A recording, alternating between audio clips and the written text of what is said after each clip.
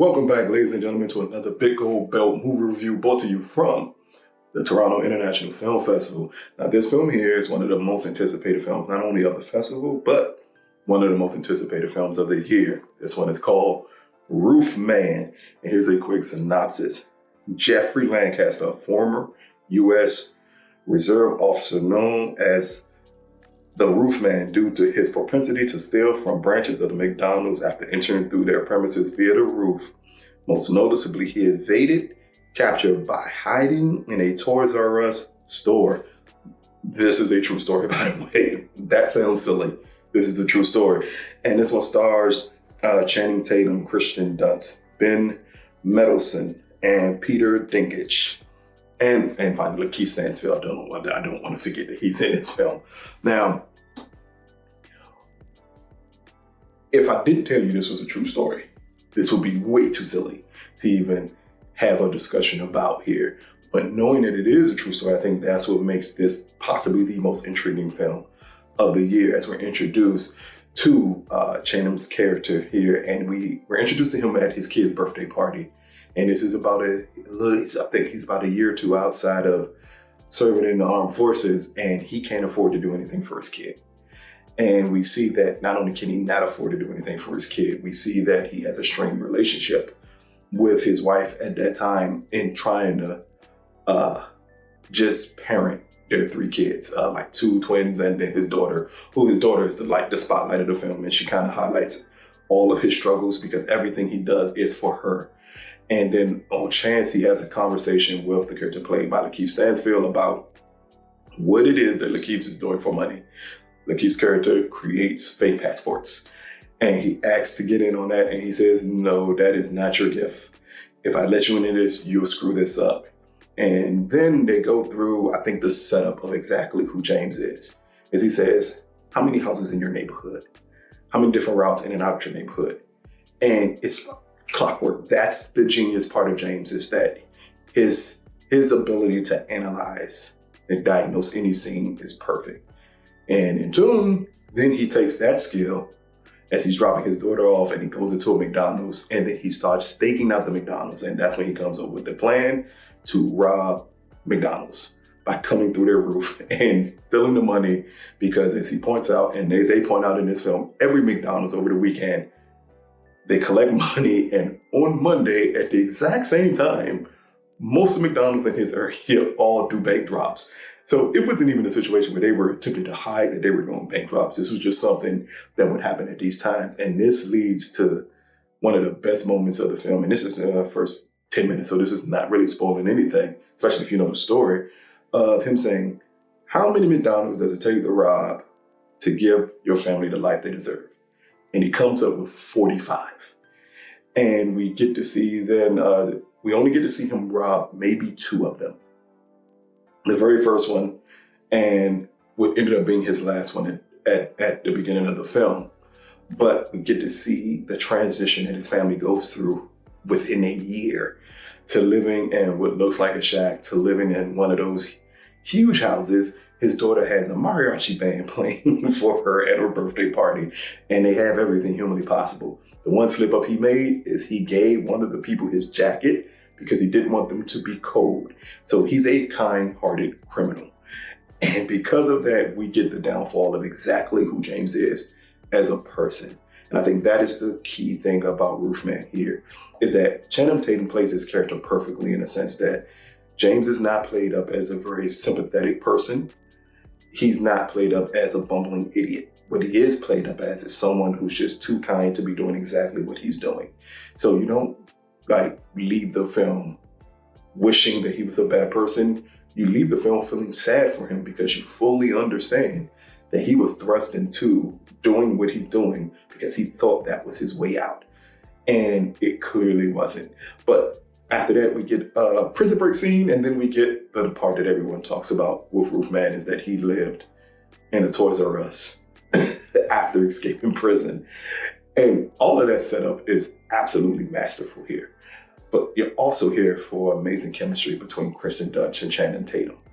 As when they meet each other, which is amazing, the Kirsten character actually works at the Toys R Us that Channing Tatum character is staying in. That's how he got introduced to her. And then her church has a toy drive, and he steals toys, unwanted toys, ones that got to be turned to manufacturer because they have defects. He steals those toys from the Toys R Us to drop them off at her toy drive. And then that's how they blossom this amazingly quick relationship with one another here, as he's doing everything and stealing everything humanly possible to maintain the appearance that he is a secret agent who cannot talk about his job because of government contracts and all. It's a silly setup. And again, if this was not a true story, this would be way too silly of a movie to take seriously. But because you know it's a true story, it lends to you to forgive a lot of things that you can overtly think is too silly to ever be true, because you know there actually are true here. And Channing Tatum gets possibly the best performance this year from an actor. This is like the going through of the promise of the actor that Channing Tatum could be. That I think a lot of people have been seeing it. A lot of people have been wanting to see him do these type of roles more often, where it's more slight comedic, slight dramatic type of roles. And here, and him playing James, he perfects this character down to the dramatic weight loss he did to play this character. Like, everything here works well. And this movie, while again at times, because it is still silly in the end, even though there's a true story, it still feels silly. It is kept afloat that Channing Tatum has given this amazing performance throughout this entire film. So by the time you get to a third act where you kind of know where exactly the film is heading to, and that could be another flaw possibly in the way that this film is set up, is that you already know exactly where this film is heading to, even though you could say that because you know the story, but I mean in the sense of the plot moves to the extent where you know exactly what's going to happen here. But then you get a character played by Lakeith Stanfield that actually telling the audience, he becomes a voice for the audience of saying, hey, don't make this dumb decision here. So even if you don't know the full story of the Roofman, that character plays a pivotal role of just letting you understand that these are just very idiotic approaches that he's taking, and it's going to lead him to go nowhere pretty fast here. But again, with Channing's performance here, with Kirsten Dunst, who plays this mom of two girls who is just trying to survive and falls in love with this character, that it also feels traumatic for her character also, because we understand at that point she just wants to be with someone, wants to attempt to start something with someone. And we see James and we see how loving of a man that he is, but we also see the flaws that everything he's doing, he's lying and stealing to give her everything humanly possible here. And that chemistry between them two on screen, again, these are the things that keeps this movie going, that keeps it thoroughly interesting, along with it being extremely well directed and well written. Like, you don't get autobiographies of criminals in this extent that's done this well as Roofman is. But here it is almost executed to perfection. And even though you see from a mile away how everything's going to happen and how he's going to end up eventually getting caught. But again, especially if you know the story, but the journey for him to get rearrested is what you're here for. And it's a story that is so heartbreaking, but it's not necessarily heartbreaking in the sense where you feel bad for him. It's heartbreaking in the sense that you understand everything he did had a purpose behind it, but it didn't make it right. And because it didn't make it right, you don't feel bad for him. You just feel sad that he would go to this extent to attempt to build a family and to build a life, knowing exactly the inevitable conclusion. As he even says in the movie, he understands this is not going to end well, but he kept on doing it. But again, that's what makes this movie so good. So Roofman, brought to you from the Toronto International Film Festival. Now, this film does have a release date. It is being released by, I think, Paramount. Paramount Pictures is releasing this film, and I want to say it releases in October. But out of a possible 10, I'm giving Roofman a 9 out of 10. This here is one of the best performances of this year between Channing Tatum and Kirsten Dunst. Both of them do amazing jobs in this film. Even Peter's character, who's the annoying manager of the Toys R Us, perfectly casted, and it works wonders with this film.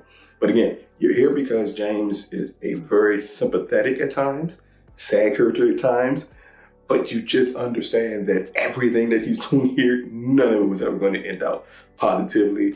And you're here for Channing Tatum, give him not only his best performance of his career, but again, definitely a top 3 performance of this year. But check it out. Let us know what you think when it drops. This has been another Big Gold Belt movie review brought to you from the Toronto International Film Festival. Peace, people.